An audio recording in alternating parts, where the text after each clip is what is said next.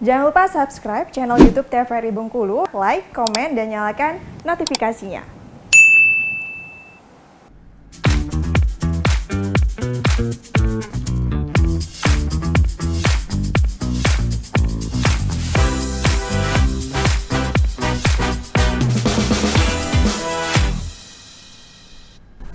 Assalamualaikum warahmatullahi wabarakatuh. Salam jumpa pemirsa TVRI Bengkulu. Jumpa kembali bersama saya Agnes Ramadhani dalam acara Opini Obrolan Pagi ini. Nah pemirsa, menjadi seorang entrepreneur tidaklah mudah. Butuh perjuangan, kerja keras, modal yang utama, serta juga peluang pasar apa nih yang cocok untuk kita kembangkan bisnis. Nah pemirsa, kali ini tema kita yaitu entrepreneur muda. Sedang bersama saya di pagi hari ini Bang Muhammad Fendio F. Roza selaku CEO Reman Ramen. Selamat pagi Bang. Pagi Mbak Nes. Gimana kabarnya Bang? Alhamdulillah sehat, baik. Alhamdulillah sehat baik. Ini bukan kali pertama kita ketemu ya? Iya, udah lebih dari 3 kali. Udah lebih dari 3 kali. Oke, Bang Fendio ini kan CEO Reman Ramen ya. Sebenarnya awal mulanya membuka bisnis makanan Jepang ini kapan sih Bang? Kalau untuk awal mula kita udah mulai dari kurang lebih hampir 2 tahun yang lewat. Kita udah mulai ngotak-ngatik, kalau bahasa kita tuh kita ulik dulu gitu kan. Ini nih gimana nih bangsa pasar yang untuk di Bengkulu, ada potensinya nggak sih? Oh ternyata berpotensi juga. Baru dari sana kurang lebih 6 bulan kita otak-atik ini yang mana yang cocok, yang pas. Ya akhirnya ketemulah Reman Ramen. Oke, tapi grand openingnya 2 tahun yang lalu? Kalau grand openingnya untuk yang pusat itu sekarang bulan 2021 bulan 12 bulan 11 lah kurang lebih bulan itu. Kurang lebih sekarang udah hampir nginjek 1,5 tahun lah gitu. 1,5 tahun. Berarti setelah pandemi. Masih pandemi ya waktu itu ya? Iya, masih pandemi. 2021 ya. Emang bener-bener masih digonjang-ganjing dengan pandemi kita ya. Siap nggak siap ya harus siap lah gitu. Waktu itu tercetus untuk membuka Reman Ramen ini bersama teman-teman atau memang dari abang sendiri yang kepikiran untuk kayaknya makanan Jepang keren nih gitu kan dibuat bisnis gitu. Malahan saya sendiri orang yang pertama menolak nih. Kan kami punya tim nih. Iya. Dari dalam satu tim ada 4 orang kemarin. Dan itu CEO semua sekarang ya? Ya sekarang CEO semua, dan mereka punya porsi-porsinya masing-masing di Reman Ramen gitu. Karena emang kami memiliki manajemen juga gitu. Iya. Nah dari berempat tadi ada salah satunya aku yang emang benar-benar masih menolak. Karena untuk kuliner di bidang apalagi Jepang itu kan masih banyak yang teman-teman masih buta atau awam lah di Bengkulu pada saat itu. Tapi ya dengan berapa kali dikaji dilihat, dan ternyata lumayan menarik, dan teman-teman juga menggambarkan yang lebih baik ke depannya gitu. Ya udahlah, kayak kita coba, kita ulik dan segala macam. Akhirnya itu terjadi kemarin waktu 2021. Oke, berarti waktu itu 4 orang ini berteman dari kuliah ya? Nah enggak, kita ketemunya di emang bener-bener kerja di bidang F&B juga gitu. Emang bener-bener saya dulu kan kerja di salah satu resto besar juga di Bengkulu, dan ada 3 teman saya juga gitu. Malah satunya, kami dari berempat, 1 orang itu enggak bergelut sama sekali di bidang kuliner. Tapi dia emang bener-bener pasti di bidang manajemen ya? Lebih ke properti, lebih ke layout, lebih ke sana. Iya. Jadi kami bertiga pun beda-beda background nih. Ada yang emang benar-benar fokus sama minuman, kopi, lebih gitu. Ada yang emang benar-benar fokus sama makanan. Dan kalau aku sebenarnya fokus juga di minuman, tapi dengan job desk pada saat buka Reman Ramen, aku lebih ke marketingnya. Lebih ke marketing ya. Berarti memang pada saat itu tercetus untuk buat bisnis makan, tidak bisnis lainnya ya? Memang fokusnya ke makanan ya? Sebelumnya sih sebenarnya kami udah punya usaha juga gitu kan. Makanya tapi dengan melihat perkembangan ternyata lebih baik bisnis makanan yang konvensional sih. Maksudnya yang artian ini nih nggak kayak misal kalau kita punya usaha-usaha yang cuma sekedar cemilan, dia cuma sesaat gitu kan. Kalau emang saya lihat mie mungkin udah sampai hampir 20 tahun terakhir ini masih salah satu minatnya paling besar gitu kan kalau di bidang mie gitu kan. Makanya ya kami tercetus untuk ayo kita coba Reman Ramen gitu kan. Oke, ini kan tadi abang singgung kalau misalnya 4 orang ini punya posisinya masing-masing ya. Kalau abang sendiri lebih ke minuman tadi ya? Kalau untuk diproduksi saya lebih ke minuman. Lebih ke minuman. Yang lainnya? Yang lain makanan ada 2 orang juga gitu kan. Tapi berjalannya waktu mau tak mau kami harus terjun lebih ke makanan semua gitu kan, karena emang fokusnya ke ramennya gitu. Oke, berarti ini untuk semua menu makanan, minuman dan juga makanannya ini ada unsur Jepangnya semua? Ada unsur Jepangnya semua, itu Iya. original juga dari kami, menunya buatan kami semua.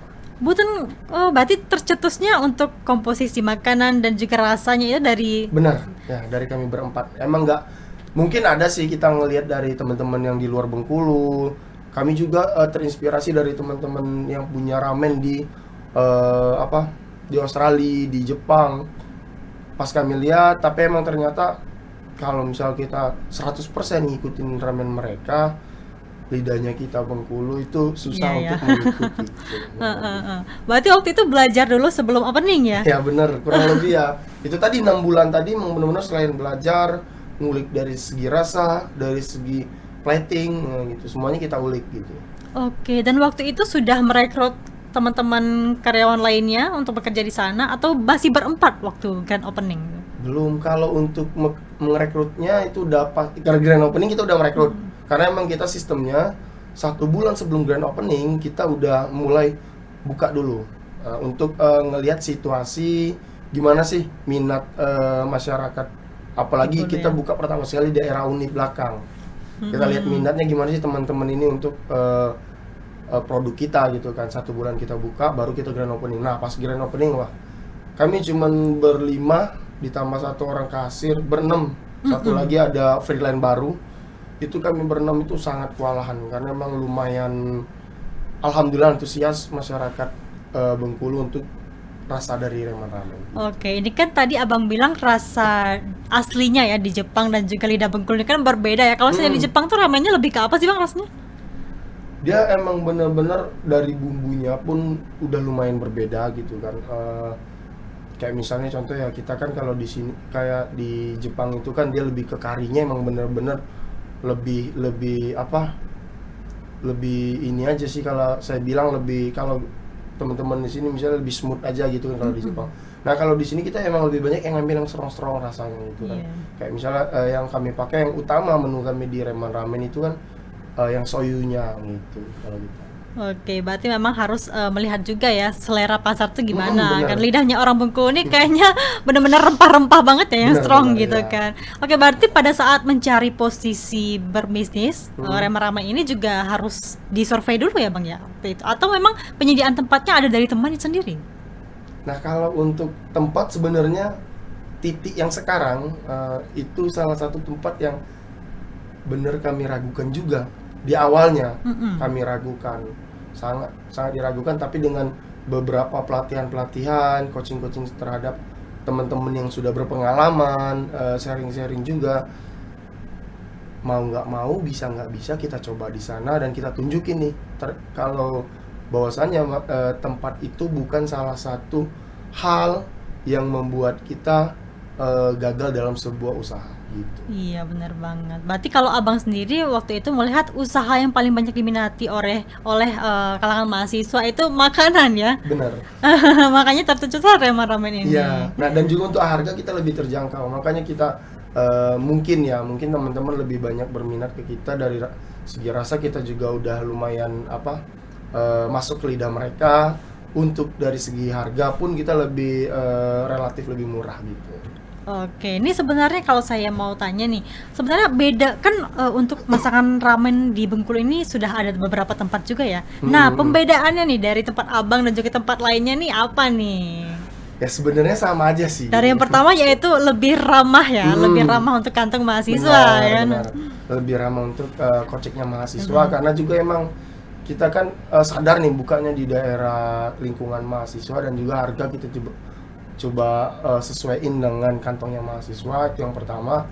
Dan yang kedua juga kita lebih ke kalau Saya bilang sih lebih untuk beberapa menu juga kita emang relatif sederhana gitu, lebih relatif sederhana dan biar teman-teman juga kan lebih mudah memahaminya gitu. Nah, satu lagi emang di tempat uniknya tempat kita mungkin teman-teman yang lain juga udah mulai sih sekarang.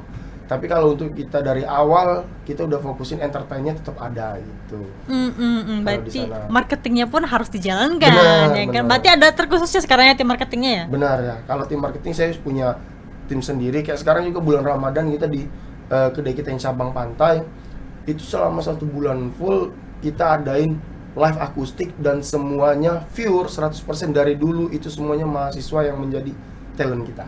Gitu. Ya berarti pun dari talentnya pun dari kalangan mahasiswa Benar, ya. ya. Karena emang teman-teman mahasiswa juga kan banyak yang nyampein nih beberapa pendapat-pendapat mereka bahwasanya kami ini mau berkreasi nih tapi nggak punya wadah. Oke, berarti emang abang nih sekarang masih berkuliah atau sudah selesai? Alhamdulillah saya udah tamat, kurang lebih 1 tahun yang lewat. Iya. Gitu. Sekarang karyawannya udah berapa orang tuh Ramen? Kalau sekarang karyawan kami di jumlah 8 sampai 9 orang. Tapi kami pernah nginjak di 20 orang kemarin. Karena kan sekarang udah 2 cabang ya. Itu total keseluruhan 8 orang. Iya, itu? benar. Kalau kemarin itu kita total sampai 20 lebih. Karena emang sekarang kita kurang tahu juga sih. Yang jelasnya adalah emang perekonomian sekarang lagi naik turun. Makanya untuk pendapatan pun sekarang udah lumayan stabil. Kalau saya katakan sekarang stabil, bukan menurun ya gitu kan. Kalau kemarin emang lagi masa-masanya emang benar-benar orang penasaran ya, makanya minatnya lumayan tinggi sampai karyawan kami pun seramai itu gitu. Iya benar. Waktu ngerekrut karyawan ini haruskah orang-orang yang memang tahu unsur Jepang atau memang belajar dari awal nih, nggak apa-apa gitu? Ada beberapa orang yang emang benar-benar suka ke arah Jepang. Ada juga beberapa orang yang emang benar-benar dia masih sangat non basic kalau bahasa kita kan. Emang benar-benar nggak ada ilmunya jangankan di dapur gitu kan, jangankan di kuliner, jangankan di Jepang. Emang benar-benar megang spatula aja baru sekali gitu kan. Iya, itu cowok cewek? Cewek juga gitu kan. Maksudnya yang dalam artian benar-benar baru mau nginjek gimana sih caranya berbisnis, gimana sih caranya gini. Akhirnya dengan kami diskusi, ya udahlah kita di Ramen kita fokus ini, kita punya tim nih, kita punya leadernya, silakan mereka fokus ke sana. Untuk orang-orang yang mau belajar, yang emang bener-bener mau gitu kan, walaupun mereka belum ngerti apa-apa gitu kan, kami kasih waktu 1 sampai 2 bulan untuk mereka benar-benar belajar. Kalau mereka bisa untuk menyesuaikan atau menyeimbangi teman-teman yang sudah ada, mereka kita terima. Oke, Bang Fendio, kita akan jadi sebentar. Nanti akan kita bahas lagi terkait dengan tema kita, yaitu entrepreneur muda. Pemirsa, kami akan kembali setelah jeda pariwara berikut ini.